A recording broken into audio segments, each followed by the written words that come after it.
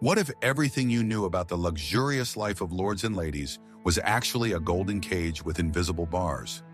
We often imagine the Victorian era as a time of refined manners, lavish balls, and impeccable nobility. However, behind this facade lay a brutal system of social control that turned the lives of the elite into an endless marathon for survival. The price of respectability was so high that one wrong word or accidental gesture could destroy the fate of an entire family forever. Members of high society lived under the constant scrutiny of public opinion, sacrificing their feelings, comfort, and even health in order to maintain a dignified image. Watch the video to the end to find out how the fear of gossip dictated the rules of behavior in bedrooms and living rooms, and what price aristocrats paid for the right to be called respectable people.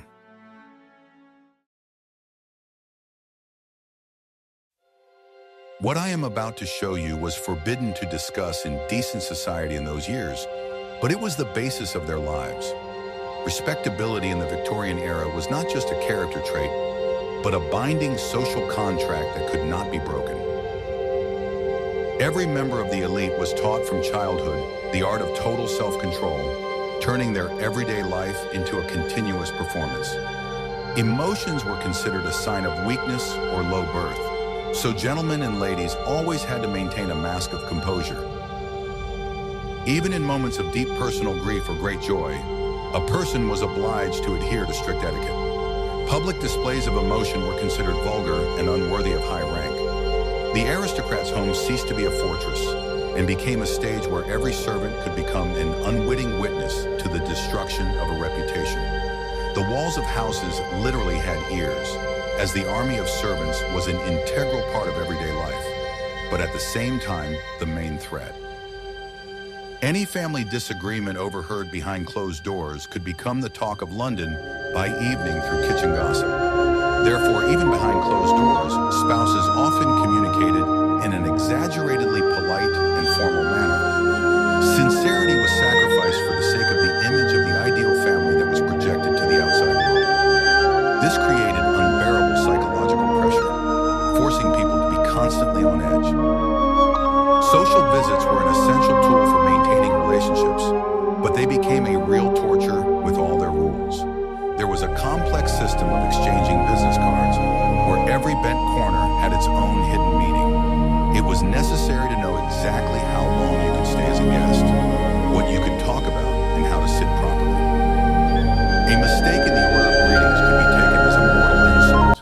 Women were forced to maintain a straight posture for hours, despite heavy dresses and tight corsets. Any sign of physical fatigue was considered an unacceptable breach of decorum. Clothing was not for comfort, but to indicate social status and strict adherence to the occasion. A gentleman had to change several times a day, following a strict schedule, for a walk, for dinner, for an evening reception. The slightest stain on a glove or an incorrectly chosen tie could be grounds for expulsion from a club. Women's wardrobes were even more complicated and required the help of several people to get dressed. Heavy fabrics and multiple layers made movements stiff and unnatural. Appearance was the main indicator of how much a person respected social norms. Public spaces required even greater caution in every movement and glance. On a walk in Hyde Park or a visit to the opera, the elite were under the watchful eye of hundreds of people. It was not acceptable to laugh too loudly, walk too quickly, or stare at strangers.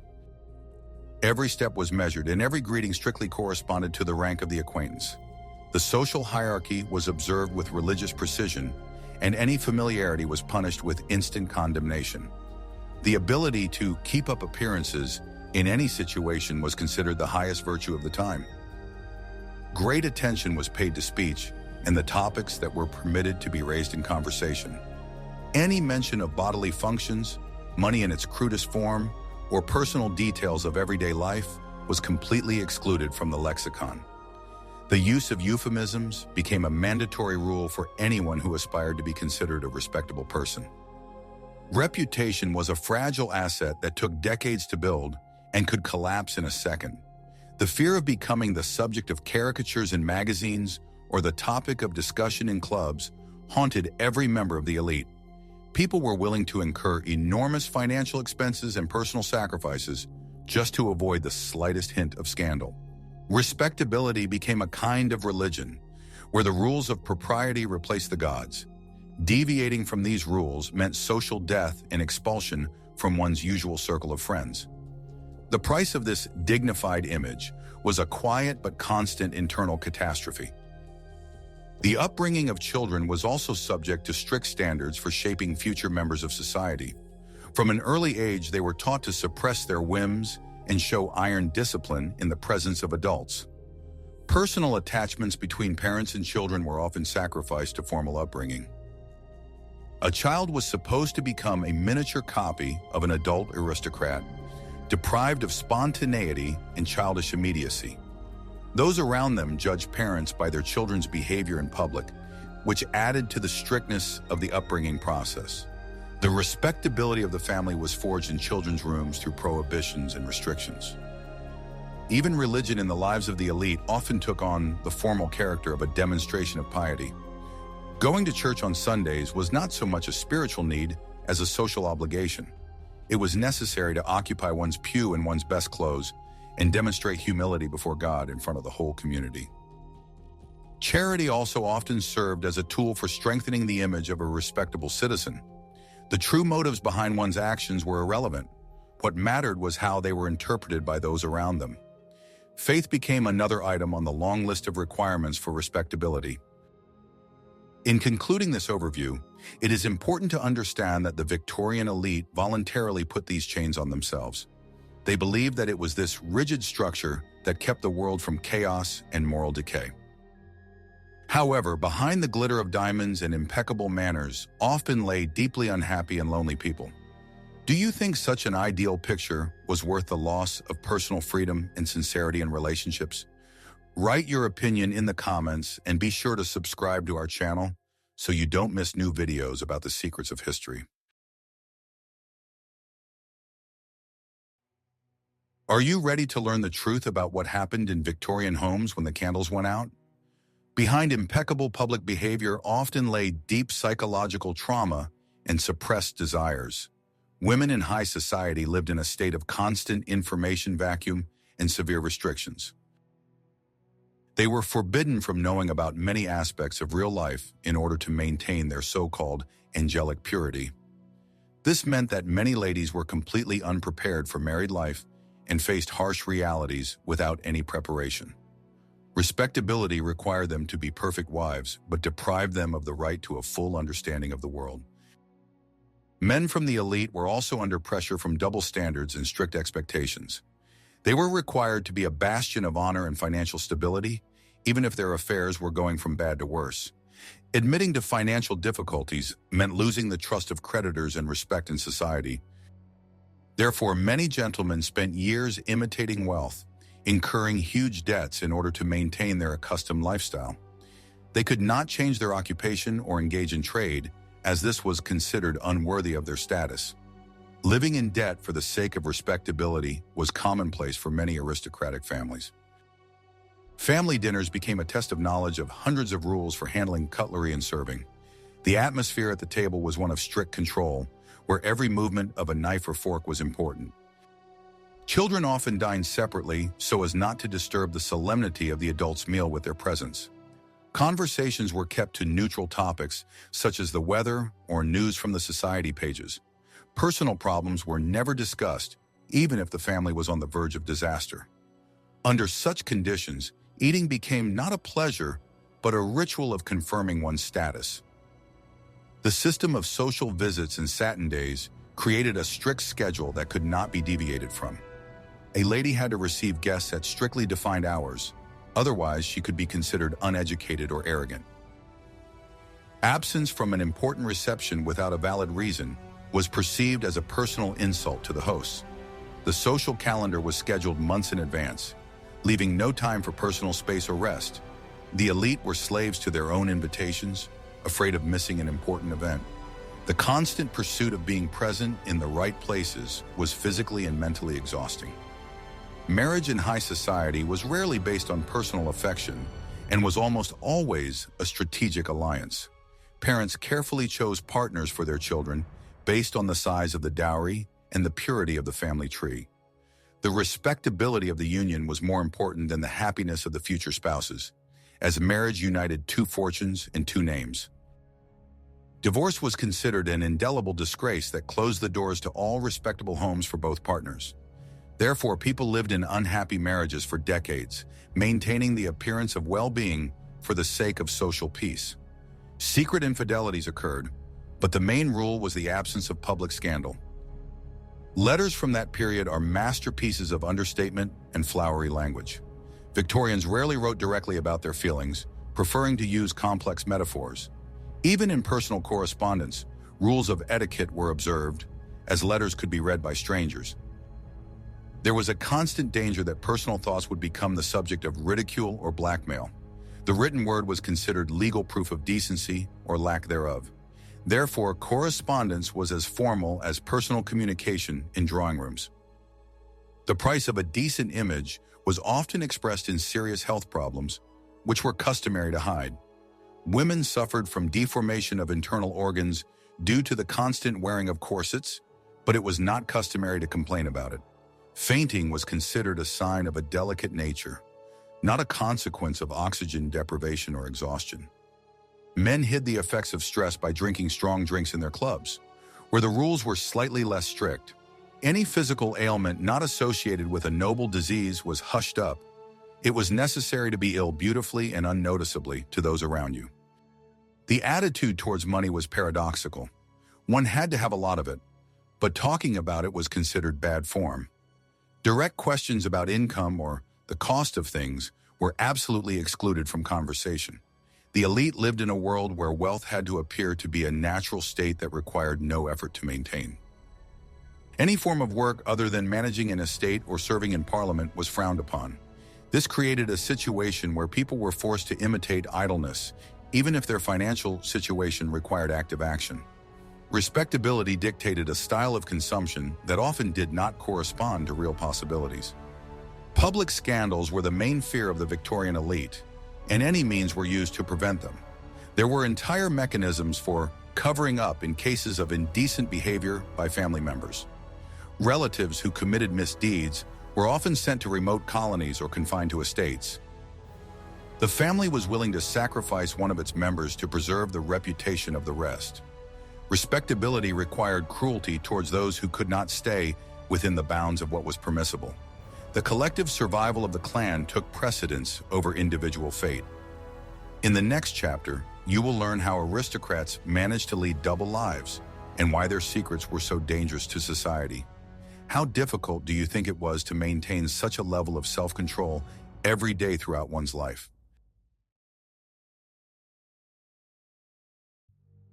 I will reveal the most closely guarded secret of how the Victorian elite actually felt about the rules they themselves had created. The uniqueness of the situation was that many aristocrats developed a system of safe spaces where they could at least briefly take off their masks. Men's clubs were precisely such places, where the rules of decorum were slightly relaxed, allowing for discussions of politics, sports, and business. However, even there was an unspoken code of honor, the violation of which led to expulsion and disgrace. The club was an extension of the living room, but with slightly broader boundaries of what was permissible for gentlemen. It was the only outlet in a world of endless formalities. Interestingly, it was during this era that the culture of secret societies and closed meetings emerged, where the elite sought thrills. Behind the facades of respectable mansions, there could be rooms intended for activities that were completely disapproved of by the church and morality. Interest in spiritualism and the occult became a mass craze among high society, as it provided a legal excuse for unusual behavior. During seances, ladies could fall into a trance and say things that were forbidden in their normal state. It was a kind of psychological outlet for suppressed energy. Respectability allowed such hobbies if they were presented as scientific or spiritual pursuits. Watch the video to the end, as even more surprising details of Victorian life await us. The habit of constant pretense gave rise to a special kind of cynicism among the upper classes. People understood perfectly well that their neighbors were playing a role just as they were. This created an atmosphere of universal conspiracy of silence, where everyone kept other people's secrets in order to keep their own. Mutual blackmail became an implicit tool of social interaction in high society.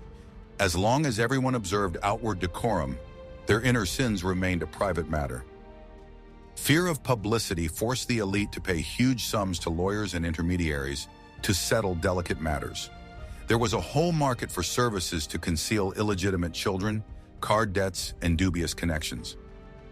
Money was the main tool for maintaining the purity of the family tree in the eyes of society. Often, huge estates were mortgaged in order to buy compromising letters from blackmailers. Respectability was a commodity that had to be constantly bought from reality. Preserving one's name was more expensive than preserving one's life.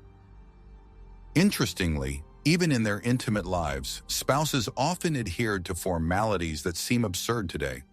There were special manuals advising on how to maintain dignity in the bedroom and not stoop to base passions. Many women considered it their duty to simply endure marital obligations for the sake of continuing the family line. This led to a huge number of psychological problems and coldness in relationships. Respectability literally stood at the head of the bed, controlling every movement. Sensuality was a sign of the lower classes, from which the elite diligently distanced themselves. Like this video if you are surprised by such strict boundaries of the past, and we will continue our journey through the nooks and crannies of Victorian morality. Respectability was not only a shield, but also a sword with which the elite cut off everything superfluous and alive from their lives. Those who tried to rebel quickly found themselves on the sidelines of history.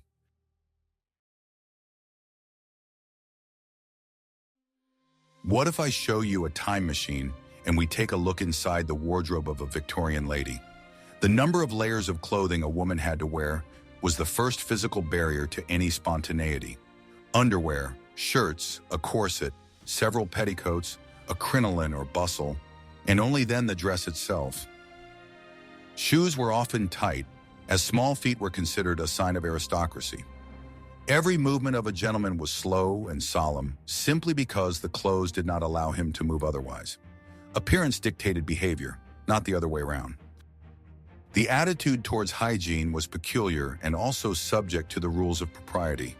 Complete immersion in water was considered a medical procedure rather than a daily routine, and was often carried out behind closed doors. The elite used large amounts of perfume and powder to mask natural body odors. At the same time, it was strictly forbidden to demonstrate the process of personal care. The bathroom was the most secret place in the house, the existence of which was not to be mentioned. Respectability required that a person always look impeccable, as if they made no effort to do so. The daily routine at a country estate was scheduled down to the minute for each guest. The hostess drew up a plan of entertainment, which it was extremely rude to refuse. Morning walks, horse riding, group readings, and endless tea parties followed one after another. The guests were under the constant supervision of the hosts and each other, which ruled out any possibility of privacy. Even on vacation, the elite continued to play the respectable game, afraid of appearing boring or unsociable. Life as a guest was as much work as serving in the ministry. The use of cosmetics by ladies was strictly limited, as bright makeup was a sign of fallen women. Ladies used tricks, such as biting their lips or pinching their cheeks, to give their faces a blush. The use of white powder and rouge had to be completely invisible to those around them. Respectability required natural beauty, even if nature had not endowed it. Any artificial intervention in one's appearance was considered deception and a sign of bad taste. Women spent hours to look as if they had not touched their faces at all. Table etiquette required the ability to maintain small talk with neighbors on the right and left, even if they were unpleasant. There was a tradition whereby the hostess changed the direction of the conversation in the middle of dinner. All guests were required to turn to another neighbor at the same time and start a new topic. This created a strange mechanical rhythm of communication that lacked naturalness. Failure to follow this rule could result in a person remaining silent for the rest of the evening. Respectability turned eating into a complex ballet routine. Death and mourning in high society were surrounded by incredible pomp and severity. There were clear deadlines for wearing black for each relative, depending on the degree of kinship. Widows were required to wear a widow's cap and closed dresses for 2 years. Appearing in public before the appointed time was considered an insult to the memory of the deceased and a sign of frivolity. Mourning was a public display of grief, even if the heirs secretly rejoiced at their newfound wealth. Respectability accompanied a person from the cradle to the grave. The reputation of servants was as important as that of the owners of the house. An aristocrat could not afford to keep servants with a dubious past or poor references. Servants were a reflection of the family's status, and their impeccable behavior was part of the overall image. Maids and footmen had to be invisible, but always present and attentive. Any scandal in the servants' quarters could cast a shadow on the owners of the mansion. Therefore, control over the behavior of the staff was strict and uncompromising. As we conclude this chapter, it is worth asking ourselves, how much of their true selves did Victorians lose in this whirlwind of rules? Were they even capable of sincerity when alone with themselves? In the next chapter, you will learn how the weather and everyday trifles influence this complex social mechanism. Are you ready to continue our exploration?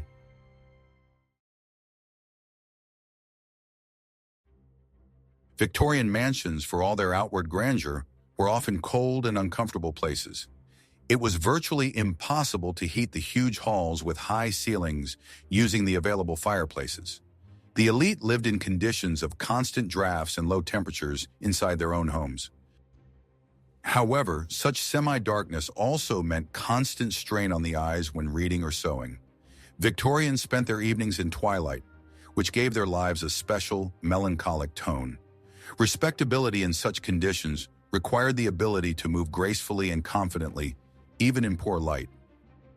The damp British climate and constant fog made walking in the fresh air a dubious pleasure. Nevertheless, daily exercise was considered an essential part of a healthy lifestyle for an aristocrat. Men and women went out to the parks in all weathers, demonstrating their fortitude and discipline.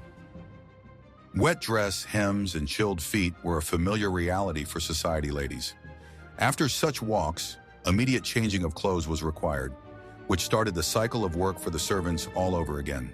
The weather was yet another test that had to be passed with dignity. Soundproofing in old houses was extremely poor, which created problems for maintaining privacy. Every step on the upper floor or loud conversation in the next room could be heard by those around. This forced people to speak more quietly and walk more carefully so as not to become the subject of accidental eavesdropping. The constant feeling that you could be heard reinforced internal censorship.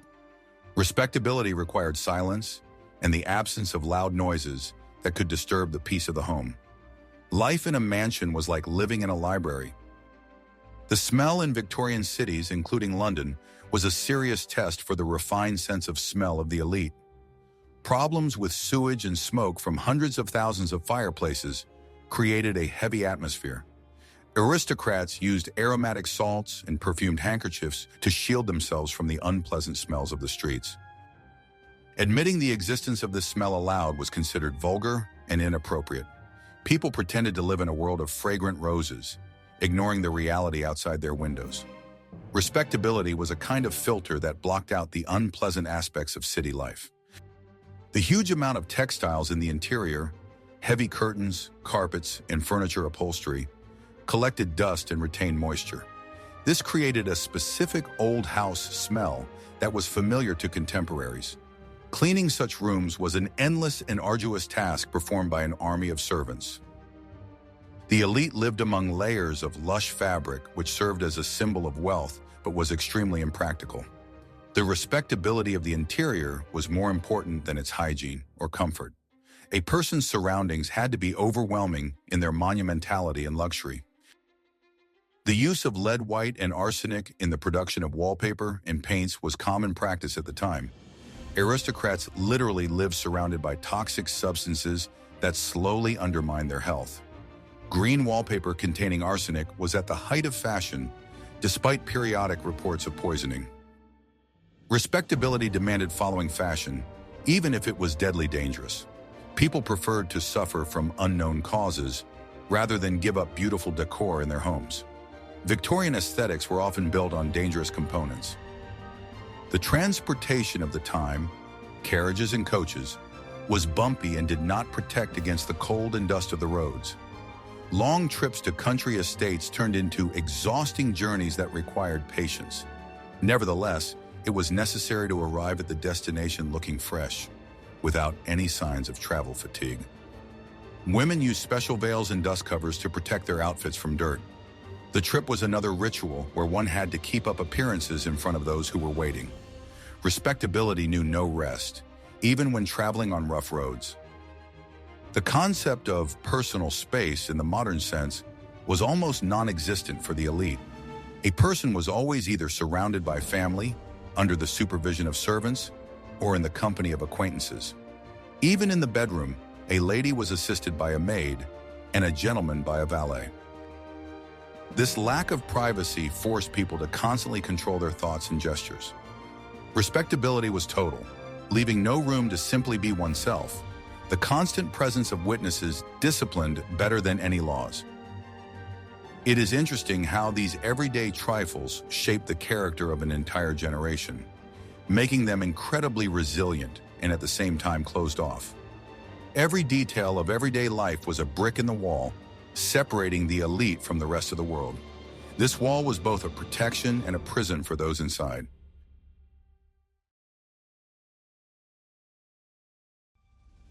What happened behind the closed doors of Victorian offices often determined the fate of entire empires.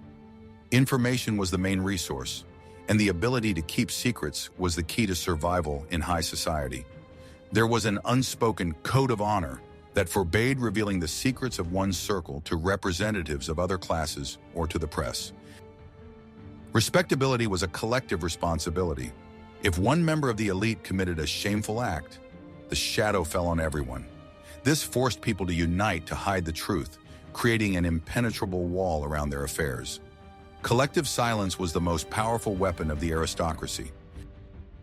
However, within the elite itself, information circulated at incredible speed through a system of gossip. Rumors were a tool of social correction. Those who broke the rules were punished with a cold reception or a lack of invitations. A person could be physically present in the room but be invisible to others because of their tarnished reputation. This social exile was worse than any prison sentence, as it meant the loss of identity. Respectability was a ticket to the world of the living, without which a person became a ghost. Gossip served as the court and jury in Victorian society. The intrigue was that even the most scandalous rumors were never spoken directly. Hints, gestures, and meaningful pauses were used, understandable only to those in the know. This allowed the most shocking topics to be discussed, while formally remaining within the bounds of decency. If anyone tried to speak openly, they were immediately besieged as rude and ill-mannered. Respectability required mastery of the language of understatement. The truth was always hidden behind several layers of polite phrases. The attitude towards the new money, as industrialists and bankers, was emphatically cold. The elite believed that respectability could not be bought. It could only be inherited along with manners and titles. Attempts by wealthy people from humble backgrounds to imitate the aristocracy were met with ridicule and contempt.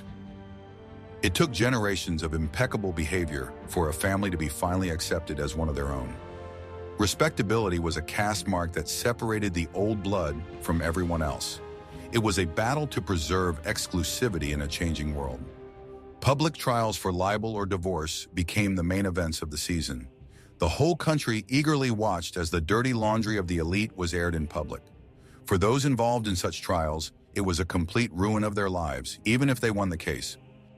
The fact that their personal lives had become the subject of public discussion was already incompatible with respectability. The newspapers of the time knew how to fan the flames of doubt into a fire of public condemnation. The press became the new moral watchdog, which the elite feared most. It is interesting how, in such conditions, people found the strength for creativity or scientific discoveries. Many great minds of the Victorian era led double lives, hiding their true interests or beliefs. Respectability was a filter through which everything intended for the public passed. The true impulses of the soul often remained in diaries, intended to be destroyed after death. Great discoveries were often made in spite of, rather than because of, the social climate. As we conclude this chapter, it is worth asking, How did they cope with this constant pressure and not lose their minds? The answer may lie in the very structure of their lives, which we will discuss further. What price would you be willing to pay for the respect of the whole world in the complete absence of personal happiness? The Victorian elite attached great importance to what information reached young people, especially girls. There was strict censorship of literature, newspapers, and even topics of conversation in the presence of unmarried ladies. It was believed that innocence of mind was a bride's most important asset, which had to be preserved until the wedding. Girls lived in an artificial world where suffering, vice, and physiological details did not exist. This blockade created a type of personality that was ideally suited for high society salons, but completely helpless in the face of real-life difficulties. Respectability began with total ignorance of the unsightly aspects of life. The education of young men from high society was aimed at forming gentlemen with iron wills and a sense of duty. Private boarding schools practiced Spartan living conditions, strict discipline, and physical punishment. It was believed that the character of the future leader of the empire was forged through suffering and deprivation. Boys were taught to hide pain and weakness, always maintaining composure. Friendships formed in such schools became the basis for future political and business alliances. Respectability was the result of harsh training received far from the parental home. The elite's free time was filled with activities that seemed idle on the surface, but had deep social significance. Painting, music, and language studies were mandatory skills for ladies. This was not a search for talent, but merely a way to demonstrate the level of education and status of the family. Men engaged in collecting antiques, hunting, or politics, which also emphasized their position. Every hobby had to be respectable and approved by society. Creativity for creativity's sake was perceived as something suspicious and strange. Daily communication rituals were reduced to automatism and excluded any randomness. There was a clear order for entering the dining room, seating at the table, and even the order of leaving the room. Any violation of this order was perceived as a serious social failure. People got used to living within the framework of complex choreography, where everyone knew their place and time. This created a sense of stability and predictability, which Victorians valued above all else. Respectability was the order of the day, elevated to an absolute. The attitude towards the past and ancestors was almost a religious cult in noble families. Portrait galleries in mansions served as a reminder of the glorious deeds of predecessors and a burden of responsibility for descendants. It was necessary to meet the high standards set by great-grandfathers and not to tarnish the honor of the family. Family legends were carefully edited to exclude any black sheep or failures. Respectability was a baton that had to be passed on to the next generation in perfect condition. Family history was the main tool for legitimizing power and wealth.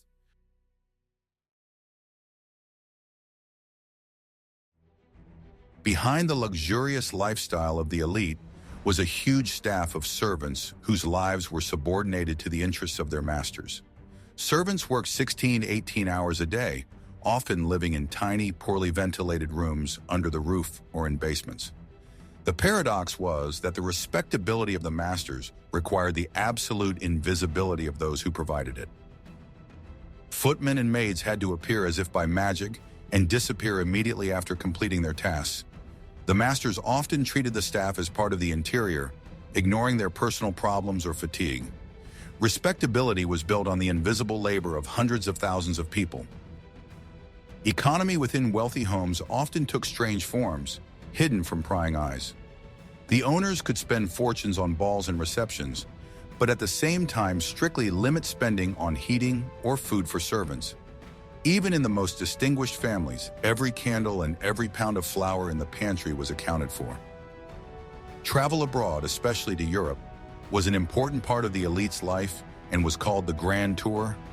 It was not just entertainment, but a way to complete one's education and establish international connections. Travelers took with them a huge amount of luggage, servants, and even their own furniture to maintain their usual level of comfort. Even far from home, they continued to strictly observe all the rules of British etiquette. Respectability was an export commodity that aristocrats proudly displayed to the whole world. A Briton remained a Briton anywhere on the globe. Attitudes towards sports gradually changed, becoming an important part of the gentleman's image. Cricket, hunting, and horse racing were not just competitions, but a way to demonstrate fair play and endurance. Sports were considered an excellent means of suppressing excess energy and fostering team spirit. At the same time, professionalism in sports was despised. A true gentleman had to remain an amateur. Respectability required the ability to lose with dignity and not show excessive enthusiasm. The sports field was another arena for demonstrating moral superiority.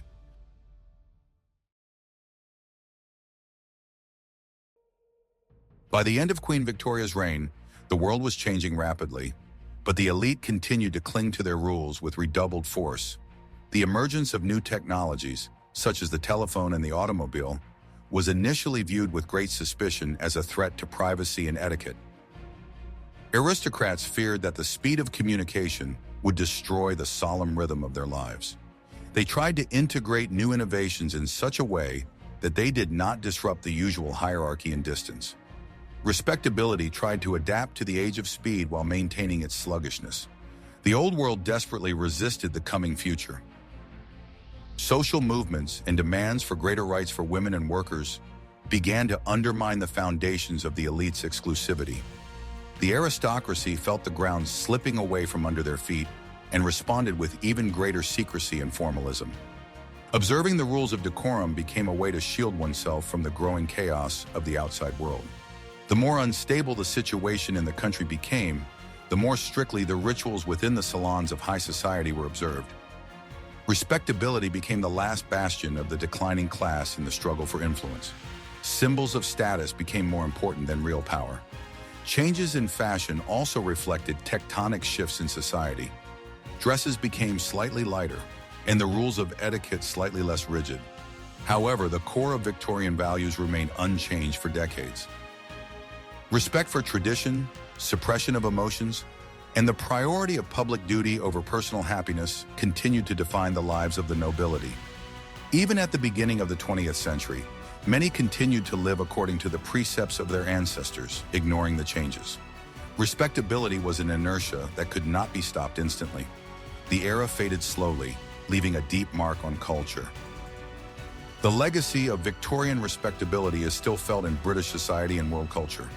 The concept of gentlemanly behavior and strict adherence to rules largely originated at that time. We still admire their composure and style, often forgetting the psychological price they paid. The Victorians created an ideal that proved unattainable for most living people. Respectability became a beautiful myth, hiding a complex and often painful reality. The story of their survival within the confines of their own prohibitions remains one of the most fascinating chapters of the past.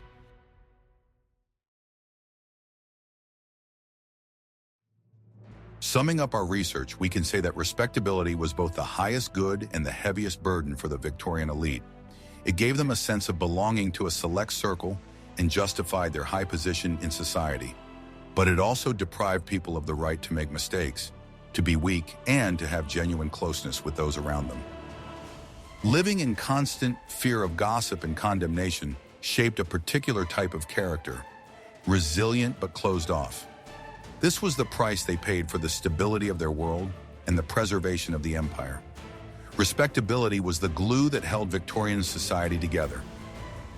Every move made by an aristocrat or wealthy bourgeois was scrutinized by public opinion. A mistake in choosing an outfit or an insufficiently polite bow could spell the beginning of the end of one's social career. People lived in a state of perpetual examination, with their own friends and neighbors acting as judges. This environment tempered the will, but burned out all lively and sincere feelings inside. Personal desires were always sacrificed to what was considered right and proper in the eyes of the crowd. It is amazing how strongly the desire to appear decent could outweigh all other human needs. The Victorians proved that public opinion can be a more powerful regulator of behavior than any laws or police. They voluntarily obeyed rules that made their lives difficult and uncomfortable. They perceived this self-restraint as the highest form of civility and a distinguishing feature of a person. Respectability was their religion, their code, and their destiny. Internal self-control became the main feature of the time, penetrating even the most intimate spheres of life. People could not allow themselves to relax even within the family circle, fearing to lose authority in front of servants or children. Every word and gesture was carefully weighed on the scales of public morality and decency. It was a voluntary prison, its walls built of etiquette and the strict traditions of the past. Victorians believed that it was this severity towards themselves that made their nation great and invincible. The only difference is that back then, this game of perfection was played around the clock, with no right to break character. The desire to gain the approval of others was stronger than the fear of death or financial ruin. It was a pursuit of an illusory ideal that demanded the complete devotion of all one's mental energies. Ultimately, the Victorian elite taught us that any extreme in social expectations leads to a loss of sincerity. Their pursuit of perfection created a great culture, but left behind thousands of broken lives and suppressed personalities. We study their lives not to condemn them, but to understand the limits of human endurance, a time of great contrast between outward glamour and inner struggle. The power of tradition was so great that even the boldest minds of the time rarely dared to openly challenge it. Those who dared to break the rules instantly became outcasts, losing access to the familiar world of luxury and influence. This harsh selection created a monolithic society capable of great achievements, but deeply unhappy within. Ultimately, it was this internal tension that led to radical changes in the future. We are still sorting through the legacy of that era, trying to separate true values from imposed masks.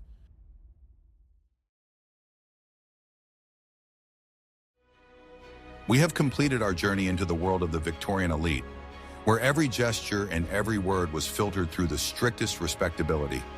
Now you know that behind the beautiful pictures of the past lay a life full of restrictions, fears, and constant self-control.